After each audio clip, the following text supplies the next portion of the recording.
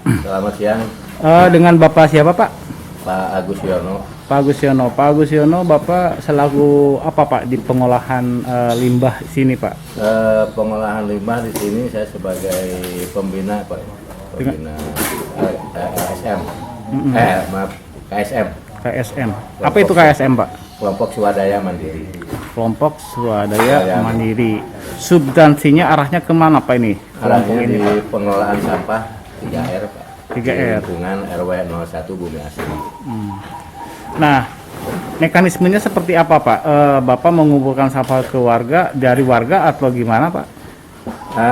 Sampah yang dari rumah tangga di warga itu kami suruh pilah, Pak, antara sampah organik dan sampah anorganiknya, atau yang lebih saya familiar itu sampah basah dengan sampah kering ya deh. Nah, kita mengajak warga, pemberdayaan masyarakat ke warga supaya membiasakan memilah sampah di rumah. Kemudian nanti setelah terkumpul, terpisah di rumah, kita dari kelompok swadaya masyarakat KSM Mandiri sini akan mengambil sampah-sampah yang sudah dipilah di warga. Nah, Sejak tahun berapa Pak KSM berdiri Pak? berdiri KSM itu dari tahun 2012, Pak. 2012 kami mengadakan pengolahan sampah 3R mandiri di lingkungan.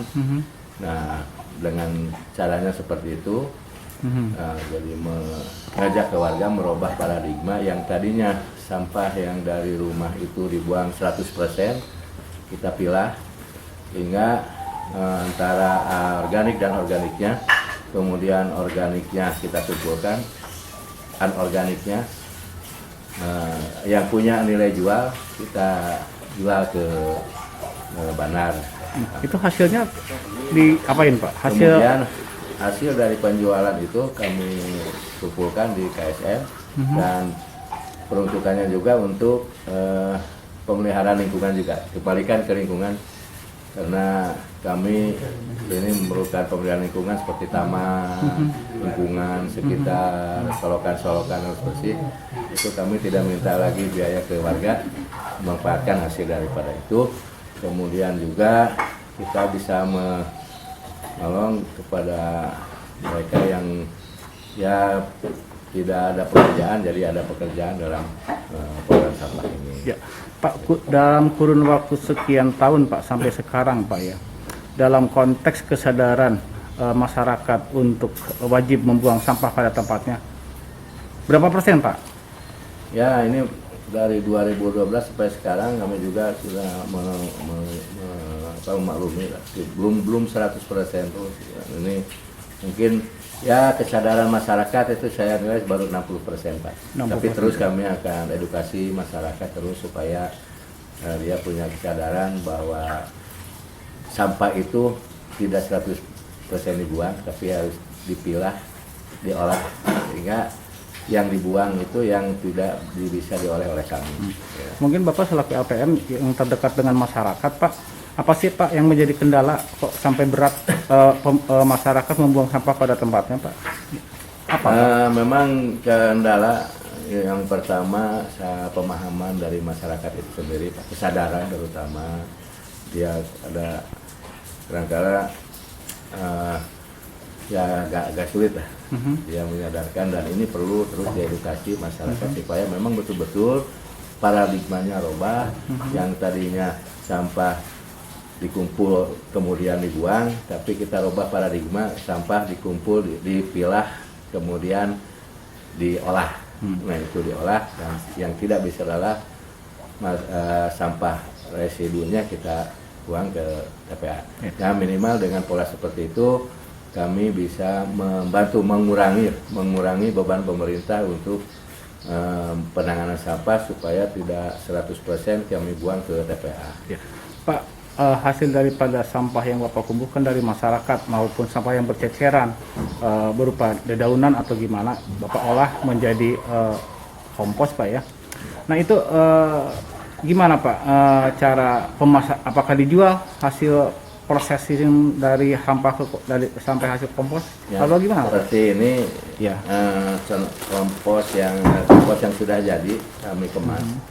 Jadi ini dari dedaunan ditambah dengan sampah dari dapur, kita olah, hasilnya jadi pupuk, dan pupuk ini kita gunakan sebagian untuk di lingkungan sini, kemudian yang sisanya dijual. Dijual, alhamdulillah, ya setiap minggu ada yang beli lah sini, misalnya ke tukang kembang, ke rumah-rumah, ya sekarang lagi tren misalkan tanaman bunga, ya banyak ibu-ibu yang ini seperti ini. Di luar Kota Tasik sempat diedarkan nggak Pak itu pupuk itu Pak? Ini baru konsumsi di dalam Tasik aja Pak. Dalam Kota Kita Tasik belum aja, Pak. memasarkan keluar Kota Tasik karena memang dulu pernah ada dari luar Kota Tasik, kayaknya permintaannya kita belum bisa sanggup memenuhinya Pak, karena porsinya banyak gitu. Nah terus Pak, untuk berkelanjutan Pak, kelompok ini Pak, kelompok mandiri ini Pak ya, untuk berkelanjutan, apa saja Pak yang mesti pemerintah Kota Tasikmalaya bantu Pak? Kami ingin mengembangkan Pak yang tadinya ini pengolahan sampah 3R skupnya tingkat RW. Sehubungan saya juga sekarang jadi LPM baru Pak.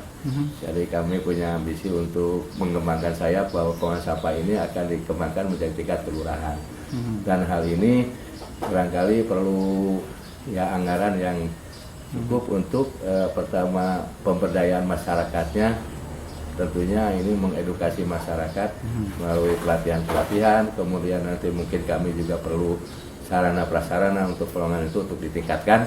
Walaupun sekarang ada sarana prasarana, tapi secara tingkat kelurahan mungkin ini masih kurang. Berarti ini tingkat RW saja Pak ya? Ya, kami mengharapkan ke depan, karena ini juga kami kemarin Musrembang ini sudah saya angkat di Musrembang untuk diajukan pemerintah supaya untuk peningkatan pengolahan sampah 3R di Parakanyasak itu skupnya kelurahan, dan kita akan bergeliat lagi lah supaya masyarakat secara minimal secara kelurahan itu sudah bisa menyadari bahwa pentingnya kita melakukan sampah dengan baik dan benar supaya tidak terjadi masalah di masyarakat. Kalau boleh saya tahu Pak, dalam konteks tong sampah atau bak sampah di wilayah kelurahan ini saja gitu Pak, Bapak selaku LPM, terpenuhi nggak Pak? Bak sampah? Bak sampahnya belum terpenuhi Pak. Memang gitu. Kami juga ada wilayah-wilayah yang tidak terjangkau oleh layanan Pengangkut sampah? Pengambilan sampah oleh pengangkut truk sampah LH itu. Kemudian tempat TPS juga masih tempat penyimpanan sementara sampah itu belum begitu memenuhi secara keseluruhan kelurahan. Karena ini mungkin perlu ya kita ada solusi lah di masyarakat supaya yang terangkut dari kelurahan Parakanyasak sampah itu diusahakan ya seminimal mungkin. Kalau bisa itu sampah residu saja yang dibuang ke TPA itu. Nah, dengan mengedukasi melalui pengolahan sampah 3R mungkin insya Allah kalau masyarakatnya sudah paradigmanya kita rubah, insya Allah akan teratasi Pak. Terus apa Pak yang diharapkan dari masyarakat kelurahan ini Pak? Yang masyarakat, saya mengharapkan memang kita harus berperan aktif, menyadari, punya kesadaran bahwa kita harus akibat dari pembuangan sampah yang kurang baik itu akan menimbulkan masalah baik di lingkungan sendiri maupun ke lingkungan yang lain.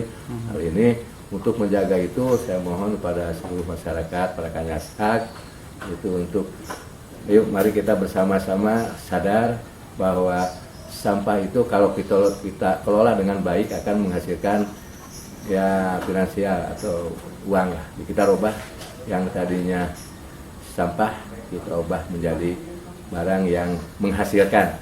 Salah satu contoh misalkan ini dari sampah dapur kita olah menjadi pupuk. Kan yang tadinya kita buang tidak ada nilai apa-apa, kita menjadi ada nilainya, jadi nilai ekonominya. Kemudian dari sampah keringnya juga kita kumpulkan, contohnya misalkan yang tadinya dibuang seperti bekas aqua, kemudian kertas dan lain sebagainya dibuang, itu tidak ada artinya jadi tidak ada nilainya, tapi kalau kita kumpulkan sedikit demi sedikit, kumpulkan, nanti kita akan bentuk bank sampahnya di tiap RW, insya Allah itu akan ada nilainya, gitu. Akan ada nilainya, sehingga ini akan meningkatkan taraf ekonomi masyarakat. Dari sampah juga insya Allah kalau dikelola dengan baik itu akan menghasilkan, akan meningkatkan Sampah menjadi uang, Pak ya? ya sampah menjadi uang. Siap. Terima kasih Pak atas waktunya, Pak. Ya, terima kasih Pak.